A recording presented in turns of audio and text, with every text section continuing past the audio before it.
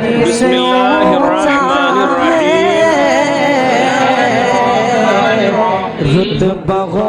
وَإِذَا قَبَضَ مَالَ الزِّمَارِ لَا تَجِبُ زَكَاةُ السِّنِينَ الْمَاضِيَةِ، اور جب وہ مال زمار پر قبضہ کر لے تو گزشتہ سالوں کی زکوٰۃ واجب نہیں ہے۔ جب مال زمار پر قبضہ کر لے انسان تو گزشتہ سالوں کی، گزرے ہوئے سالوں کی زکوٰۃ واجب نہیں ہے۔ یہ مال زمار ہے کون سا مال؟ تو اس کے بارے میں فقہائے کرام نے لکھا، مال زمار وہ مال ہے جس پر ملکیت باقی رہتے ہوئے، جس پر ملکیت باقی رہتے ہوئے بھی اس سے نفع حاصل کرنا ممکن نہ ہو۔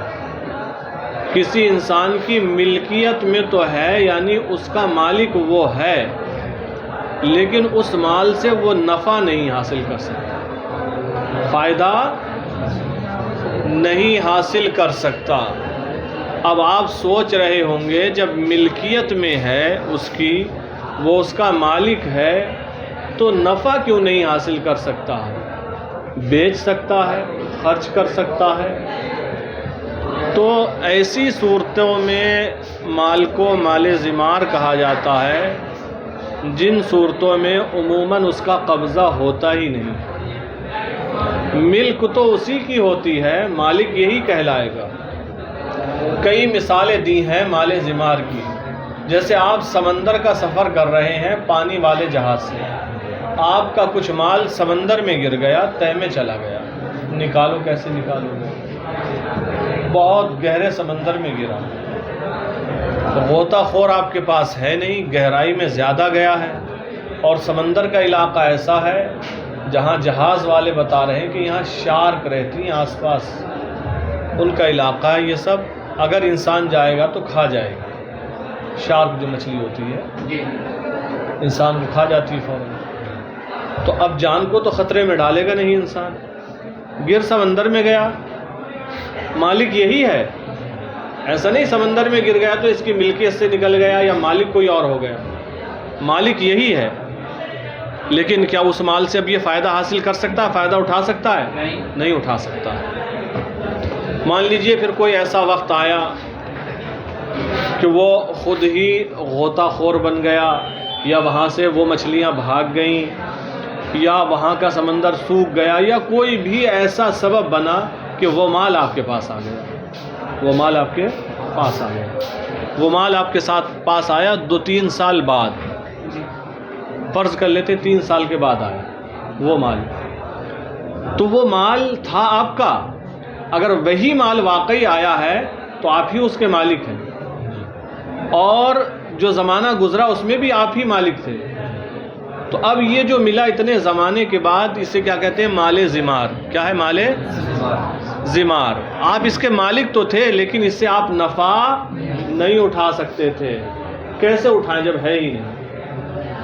یا اور صورتیں ہیں جیسے کہ غلام تھا آپ کا، بھاگ گیا، غلام تھا آپ کا، ایسا ہوتا تھا، غلام ہوتے جب تھک جاتا تھا نا، گھر والے جو اس کا مالک ہوتا تھا اچھے لوگ نہیں ہوتے تھے، بڑا ستاتے تھے، مارتے تھے، اور وہ آپس میں غلام بھی کبھی کبھی تو مل ہی جاتے ہیں، بات چیت کرتے ہیں، اسے چڑھا دیا، وہ بھاگ گیا، غائب ہو گیا، اب اسے پتہ ہی نہیں ہے کہ کہاں ہے، ایسی جگہ بھاگ کر چھپ گیا، اب گزر گیا، سال گزر گیا، مان لو تجارت کے لیے لایا تھا، غلام کس کا تھا؟ خدمت کا نہیں تھا، خدمت والے غلام پر تو زکوٰۃ واجب ہے ہی نہیں، تجارت کے یہ غلام لایا تھا کچھ، ان میں سے مان لیجیے یہ بھاگ گیا، اب ملا ہی نہیں، مالک یہی ہے، مالک بھاگنے سے ملکیت ختم نہیں ہو جائے گی، لیکن اس کا کوئی پتہ ہی نہیں ہے، بھاگ گیا یہاں سے، 3 سال بعد ملا، غلام مہنگا تھا، 4-5 لاکھ روپے کی قیمت تھی یا 3 لاکھ روپے کی قیمت تھی، تو ایک ہی غلام کی قیمت اتنی ہے جو نصاب سے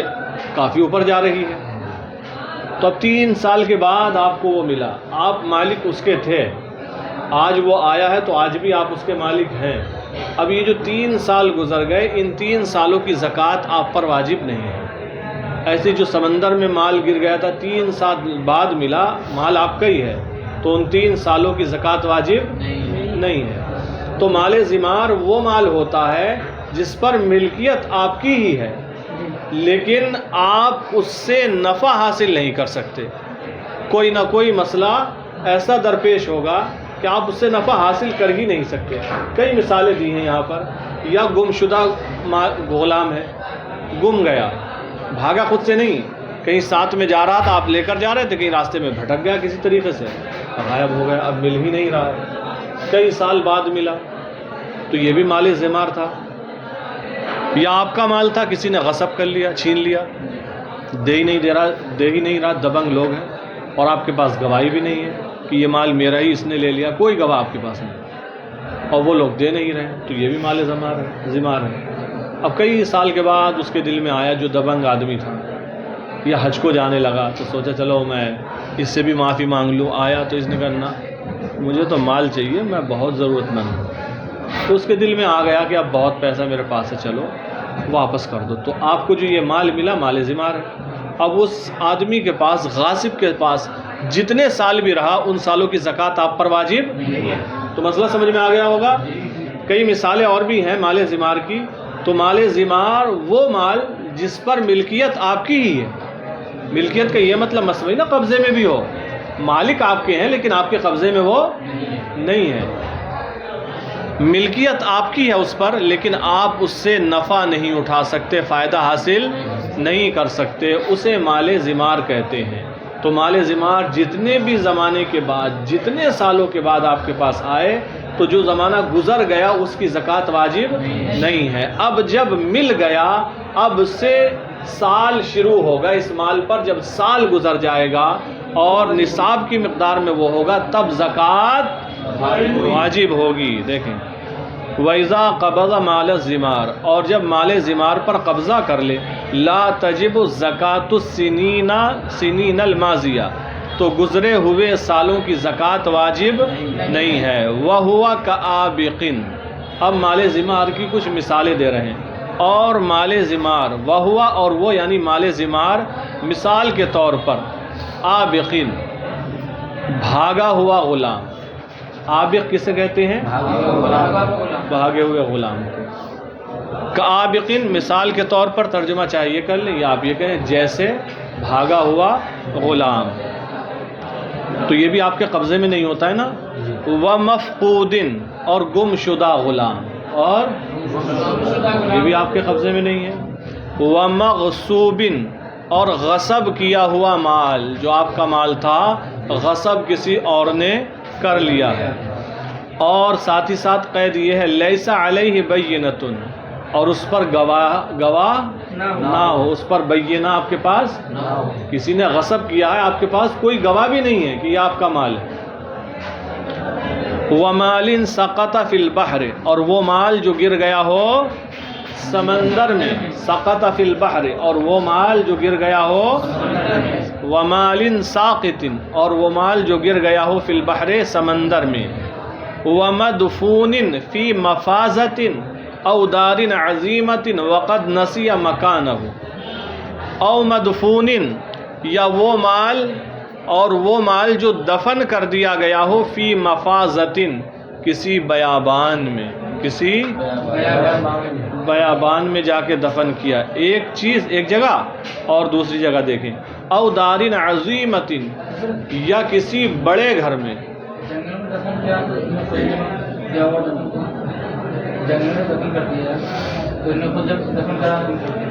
آپ ذرا انتظار کریں، آپ کے سوال کا جواب اس میں آ رہا ہے، ٹینشن نہ لیجئے، ٹھیک ہے۔ وَمَدْفُونٍ فِي مَفَازَةٍ، اور وہ مال جو دفن کیا گیا ہو بیابان میں، او دارن عظیمتن، یا دفن کیا گیا ہو کسی بڑے گھر میں، وقد نسی مکانہ، یہ قید ہے، اور اس کی جگہ بھول گیا ہو، اس کی بیابان میں جہاں دفن کیا ہے وہ جگہ بھول گیا کہ دفن کیا کہاں ہے، بہت جگہ کھود لیا مل ہی نہیں رہا، جہاں بھی اندازہ ہوتا ہے شاید یہاں وہ کھودتا ہے ہی نہیں، کہیں اور کو ہے ہی نہیں، جگہ بھول گیا، یا گھر بڑا تھا، چھوٹا ہو ایک آدھ شہر والوں کی طرح تو پورا کھدوا دے JCB سے یا لوگ لگا کر، لیکن بہت بڑا گھر ہے جیسے محل ہوتے ہیں، جہاں دفن کیا تھا جگہ بھول گیا، اب قبضے سے نکل گیا نا، اب مل نہیں رہا ہے، اب بات سمجھ میں آ گئی، قید لگ گئی۔ اگر جگہ یاد ہے تو یہ دین قوی ہے، مال زمار نہیں ہے، اس کا کیا، جب جگہ یاد ہے وہیں پر کھودو نکال لو، تو وہ تو دین قوی ہو جائے گا۔ ہاں، تو کسی بیابان میں دفن کیا ہو یا کسی بڑے گھر میں دفن کیا ہو یا کہیں بھی دفن کیا ہو اور پھر جگہ بھول گیا۔ وَمَدْفُونٍ فِي مَفَازَةٍ، اور وہ جسے دفن کیا ہو کسی بیابان میں، او دارٍ عظیمۃ، یا کسی بڑے گھر میں، وقد نسی مکانہ، اور اس کی جگہ بھول گیا ہو۔ اور مثال دیکھیں مال زمار کی، وَمَأْخُوذٍ مُصَادَرَةً، اور وہ مال جو لے لیا گیا ہو لڑائی جھگڑے کے طور پر، بدماش آ گئے، انہوں نے کہا اللہ نکال بھائی، تو یہ نہیں دے رہا، انہوں نے گن رکھ دی کان پہ، نکال ادھر لا ورنہ ابھی گھوڑا دبے گا، تو اب کیا کرے گا، جان بھی تو بچانا اسے، یا لاٹھیاں لیے ہوئے ہیں اور مارنا شروع کر دیا، نکال، آتے نہیں چور اور آ جاتے ہیں، یا ہفتہ وصول کرنے والے آ جاتے ہیں، الگ الگ ایک سے ایک ہوتے ہیں، اب تو پھر بھی سکون ہے۔ تو بہرحال تو وہ مال لے لیا گیا، لے کر چلے گئے، اب آپ کے قبضے میں تو نہیں ہے، جو زبردستی آپ کا مال بطور ظلم لے گیا آپ اس سے واپس لے سکتے ہو، اتنی ہمت ہوتی تو دیتے ہی نہیں، اور پھر گواہ کہاں سے لاؤ گے، کوئی ہے جو گواہی دے دے گا، اس کا بھی لے گئے وہ چھین کر، گواہی دے گا کون؟ وَمَأْخُوذٍ مُصَادَرَةً، اور جو لڑائی جھگڑے کے طور پر بطور ظلم لے لیا گیا ہو، یہ بھی مال زمار ہے۔ وَمُودَعٍ، اور دیکھیں وَمُودَعٍ، اور وہ مال جو بطور امانت بطور ودیعت رکھا گیا ہو، عند من، اس شخص کے پاس، لا یعرفہ، جسے جانتے ہی نہیں، ایسے کسی کے پاس رکھ دیا تھا، پوری معلومات جانکاری بھی نہیں تھی، اور وہ نکل گیا، اب دیکھ رہا تھا کون، کہاں کا تھا، کیا کروں، مل ہی نہیں رہا ہے۔ ایک تو یہ کہ جاننے والے کے پاس رکھا، اس کو جانتا ہے، یا رشتہ دار کے پاس رکھا، یا گاؤں والے کے پاس رکھا، جسے جانتا ہے اس سے جا کر لے سکتا، مطالبہ کر سکتا۔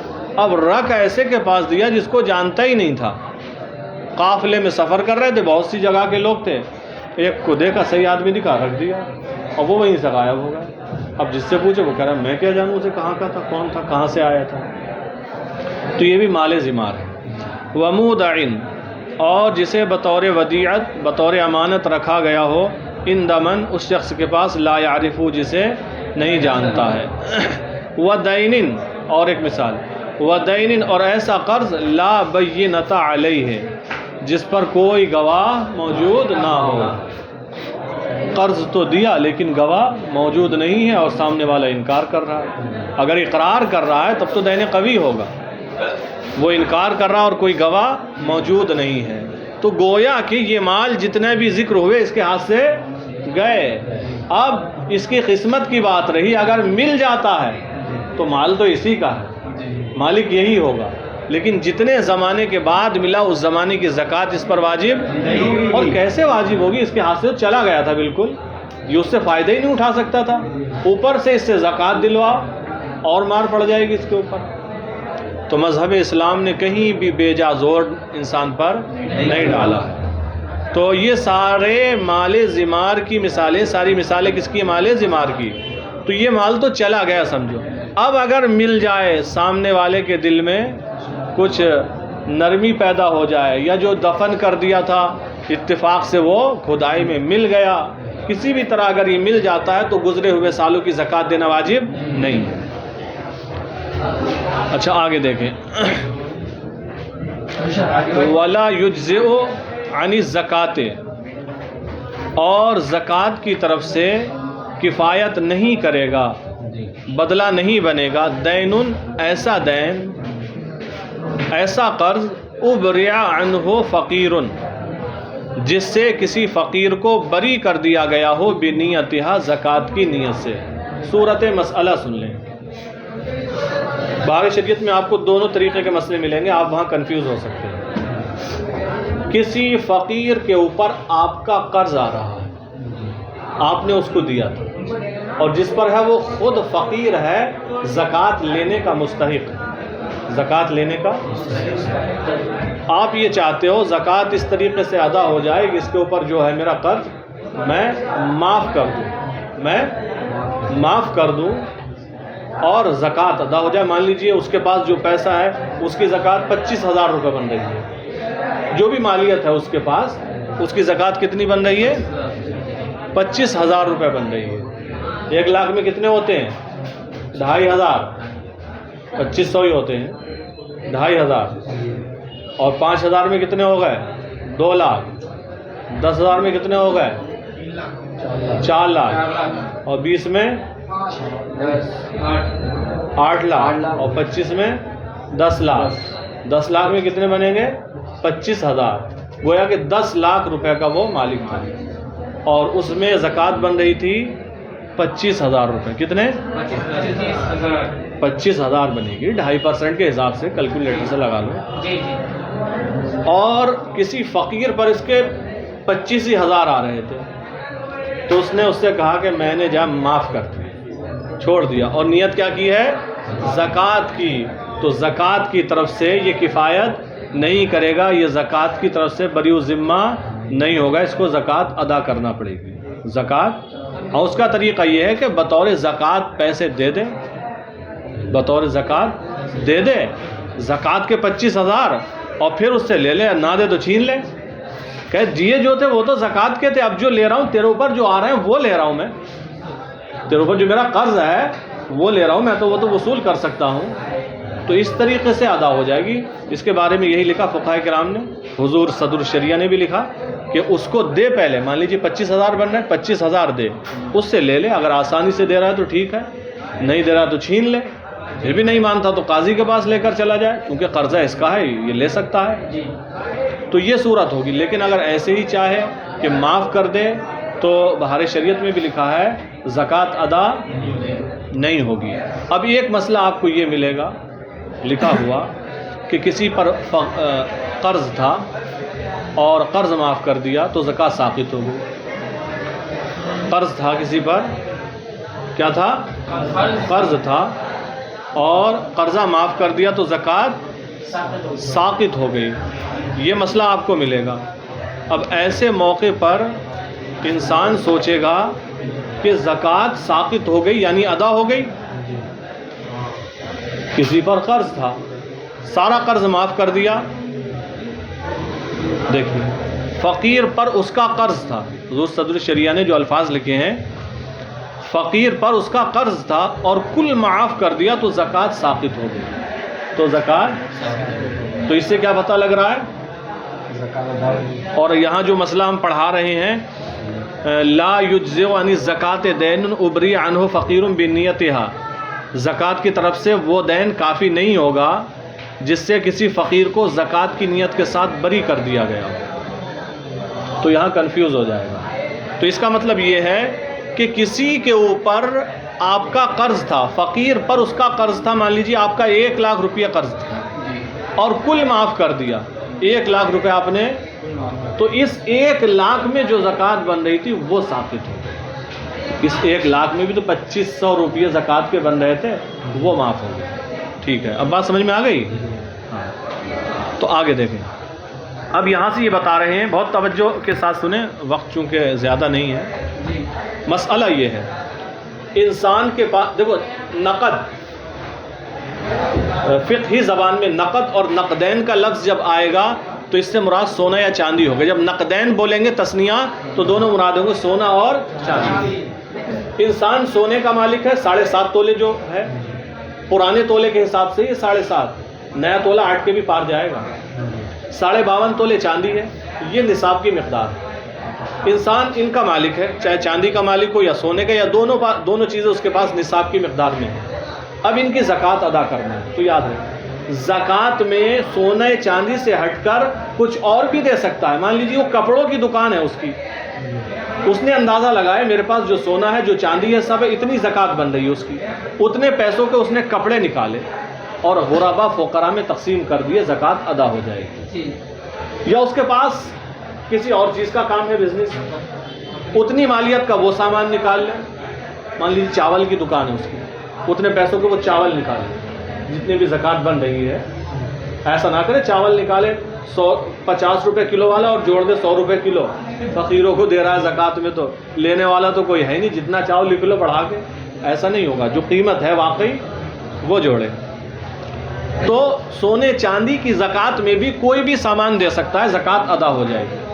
اور اگر پیسوں سے دینا چاہے تو پیسے بھی دے سکتا ہے، اور اگر سونے کی زکوٰۃ میں سونے ہی دینا چاہے دے سکتا ہے، چاندی کی زکوٰۃ میں چاندی ہی دینا چاہے دے سکتا ہے. مان لیجئے 200 درہم ہے چاندی کا نصاب، جو 52.5 تولے نکل کے آتا ہے. 200 درہم اتفاق سے کسی کے پاس موجود تھے چاندی کے، 200 درہم تھے یا موجودہ درہم تھا. اب تو چاندی کے نہیں بننا ہے درہم، دبئی میں تو درہم ہی چلتا ہے. وہ دیکھا ہم نے چھوٹا چھوٹا، تو جیسے یہاں اپنے یہاں 50 پیسے کا نہیں ہوتا تھا سکہ، اس سائز میں، باقی کاغذ کے ہوتے ہیں. تو بہرحال اگر 200 درہم کسی کے پاس درہم ہی ہے تو 200 میں 5 بنیں گے، 200 میں 5 بنیں گے. اور دینار، یہ سونے کا ہوتا تھا. دینار ہے کسی کے پاس، اگر 20 دینار ہے، کتنے ہیں 20 دینار ہے تو آدھا دینار بنتا ہے. 40 میں ایک ہوتا ہے نا، تو 20 میں. حدیث شریف ہے حضور صلی اللہ تعالی علیہ وسلم نے فرمایا جس کے پاس چاندی کے 200 درہم ہوں تو اس پر 5 درہم، 5. اور فرمایا سونے پر زکوٰۃ نہیں ہے یہاں تک کہ 20 دینار ہو جائیں. جب 20 دینار ہو جائیں تو ان میں آدھا دینار، کتنا؟ آدھا دینار. بہرحال تو سونے چاندی کی زکوٰۃ چاہے سونا چاندی سے ہی دے یا پیسوں سے دے یا کوئی اور سامان دے، بہرحال جس طریقے سے بھی ادا کرے گا زکوٰۃ ادا ہو جائے گی. یہ شریعت نے آسانی رکھی ہے. دیکھیں وصح دفع عرض، اور صحیح ہے دفع دینا، عرض سامان دینا صحیح ہے. وہ مکیلن، اور کوئی کیلی چیز دینا صحیح ہے جو ناپ کر دی جاتی ہے. ٹھیک ہے، دودھ دے دے اتنے لیٹر اتنے لیٹر. وہ موزون، اور وزنی چیز جو تول کر دی جاتی ہے وہ بھی دینا صحیح ہے.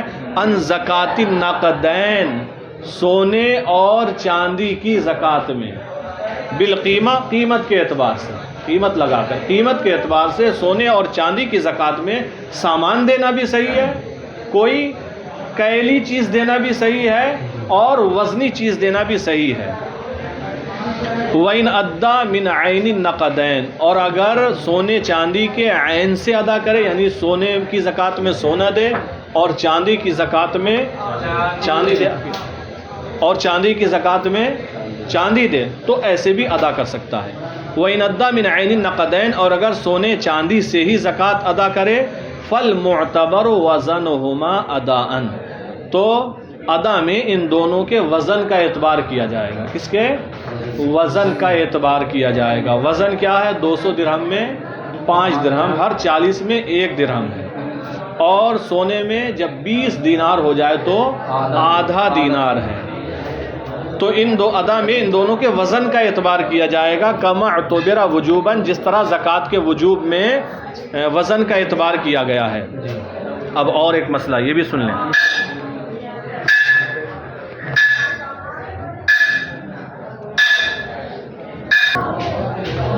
یہاں سے اب یہ بیان فرما رہے ہیں، اگر کسی کے پاس، دیکھو سونا 7.5 تولے تک پہنچ گیا 20 دینار تک، تو یہ تو خود نصاب ہو گیا. چاندی 52.5 تولے ہو گئی، 200 درہم تک پہنچ گئی، تو یہ خود نصاب ہو گیا. لیکن سونا کم ہے، 2 تولے ہے کسی کے پاس، یا چاندی ہے 10 تولہ ہے، تو یہ تو نصاب کو نہیں پہنچ رہے ہیں. اب زکوٰۃ واجب ہوتی یا نہیں؟ انسان یہ سوچے گا میرے پاس تو 20 تولے چاندی ہے اور 2 تولے سونا ہے، نہ سونا 7.5 تولے ہے نہ چاندی 52.5 تولہ ہے، زکوٰۃ نہیں ہے واجب. پیسے دیکھے تو وہ اندازہ لگائے کہ پیسے پہ حضرت نے، مفتی صاحب نے جمعے میں بیان کیا تھا کہ نصاب مکمل ہو رہا 50,000 پر، اور میرے پاس ہے 35,000، تو پیسے بھی پورے نہیں ہیں، سونا بھی پورا نہیں ہے، چاندی بھی پوری نہیں ہے، تو زکوٰۃ واجب ہی نہیں ہوگی. تو ایسا نہیں ہے، ایسا ہاں. اب سونے کو یا تو چاندی کریں یا چاندی کو سونا کریں. کیسے؟ پتیلی میں ڈال کے نہیں ہوگا یا بھٹی میں ڈال کے، قیمت لگائی جائے گی. آپ کے پاس 10 تولے 20 تولے چاندی ہے، اس کو برقرار رکھیں، سونے کی قیمت جوڑیں اور یہ دیکھیں اتنے پیسوں میں کتنے تولے چاندی آ رہی ہے. اگر نصاب تک پہنچ گئے زکوٰۃ واجب ہے، اب بھی نہیں پہنچے تو جو 35,000 رکھے ہیں یا 30,000 ہیں یا 20-25,000 ہیں، جتنے بھی ہیں حاجت اصلیہ کے علاوہ، یہ بھی ڈالیں، اب بھی اگر نصاب کی حد تک پہنچ گئے تو زکوٰۃ واجب ہو جائے گی۔ وہی مسئلہ بیان کیا ہے، وَتُضَمُّ قِيمَةُ الْعُرُوزِ، عرض کی جمع عروض، اور سامانوں کی قیمت کو ملایا جائے گا إِلَى الثَّمَنَيْن، مراد وہی چاندی سونا، سونے اور چاندی کے ساتھ، سونے اور چاندی کے ساتھ سامانوں کی قیمت کو ملایا جائے گا، وَالذَّهَابِ إِلَى الْفِضَّةِ، اور سونے کو ملایا جائے گا چاندی کے ساتھ قیمتاً، قیمت میں، یعنی اگر ایک ہی تولہ ہے تو 70,000 کا تو مانی لو، اگر 2 تیلے بھی چاندی ہوگی تب بھی ہوگا نصاب۔ اب سونا مہنگا بہت ہو گیا، پہلے ان کے ریٹ برابر سرابر تھے۔ وَالذَّهَابِ إِلَى الْفِضَّةِ، اور سونے کو چاندی کے ساتھ ملایا جائے گا قیمتاً، قیمت کے اعتبار سے۔ تو بہرحال سب کو ملا کر بھی اگر نصاب تک پہنچ رہے ہیں تو زکوٰۃ واجب، مسئلہ سمجھ میں آ گیا؟ وَنُقْصَانُ النِّصَابِ فِي الْحَوْلِ لَا يَضُرُّ، اب یہاں سے یہ بتا رہے ہیں انسان شروع سال میں مالک نصاب تھا، آخر سال میں مالک نصاب ہے، لیکن 20 سال میں مال کم ہو گیا، اس کی مالیت گھٹ کر 40,000 آ گئی، تو کیا اس پر زکوٰۃ واجب ہوگی یا نہیں؟ تو فرماتے ہیں 20 سال میں اگر ڈاؤن ہو گیا ہے نصاب تو یہ مضر نہیں ہے، شروع سال میں بھی مالک نصاب ہے، آخر سال میں بھی مالک نصاب ہے، جب سال گزر گیا تو زکوٰۃ واجب ہوگی۔ وَنُقْصَانُ النِّصَاب، اور نصاب کا کم ہو جانا، فی الحول، سال کے بیچ میں، لا یضر، ضرر نہیں دیتا ہے، ان کمل، اگر مکمل ہو جائے ہو، فی طرفیہ، اس کے طرفین میں، یعنی سال کے شروع میں اور سال کے آخر میں، تو زکوٰۃ واجب ہوگی۔ اگر سال کے بیچ میں جو مال تھا نصاب بن رہا تھا وہ اثر نو ختم ہو گیا، بالکل ختم ہو گیا، 50,000 پر نصاب پہنچ رہا تھا، 20,000 رہ گئے تو کم ہوا، لیکن سارے ختم ہو گئے، ایک بھی نہیں بچا، تو اب یہ سال ٹوٹ جائے گا، اب یہ سال ٹوٹ جائے گا، اب سال گزرنے پر زکوٰۃ واجب نہیں ہوگی، بلکہ جب سے نصاب پورا ہوا ہے تب سے جوڑا جائے گا، لیکن اگر ڈاؤن ہوا ہے تو یہ مضر نہیں ہے۔ سمجھ میں آ گئی بات؟ ان کمل فی طرفین، جبکہ وہ مکمل ہو دونوں طرف میں۔ ایک مسئلہ اور، فَإِن تَمَلَّكَ عَرَضًا بِنِيَّةِ التِّجَارَةِ، اگر وہ مالک ہو کسی سامان کا تجارت کی نیت سے، خریدا یا کسی نے گفٹ دیا اور اس نے نیت فوراً تجارت کی کر دی، یا خریدا ہی کچھ پیسے تھے، فَإِن تَمَلَّكَ عَرْضًا، تو اگر وہ مالک بنے کسی سامان کا بِنِيَّةِ التِّجَارَةِ، تجارت کی نیت سے خریدا، مان لیجیے اس کے پاس 30,000 روپے تھے اور کچھ تھا ہی نہیں، نہ سونا نہ چاندی، تجارت کی نیت سے اس نے خرید لیا، تو نہ 30,000 میں زکوٰۃ ہے، اور 30,000 کا جو سامان خریدے گا اس میں بھی زکوٰۃ نہیں ہے۔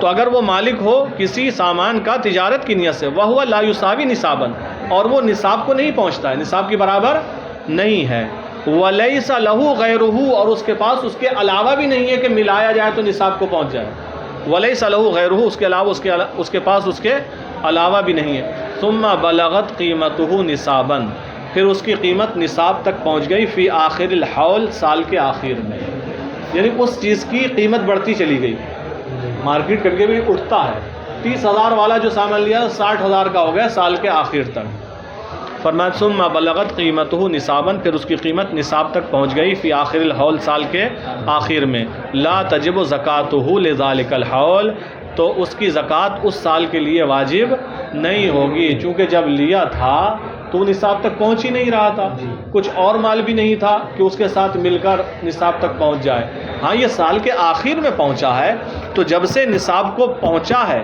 اب سے جوڑا جائے گا، اب سے اعتبار کیا جائے گا، تو فرمایا لا تجب زکاتہ، اس کی زکوٰۃ واجب نہیں، لذالک الحول، اس سال کے لیے۔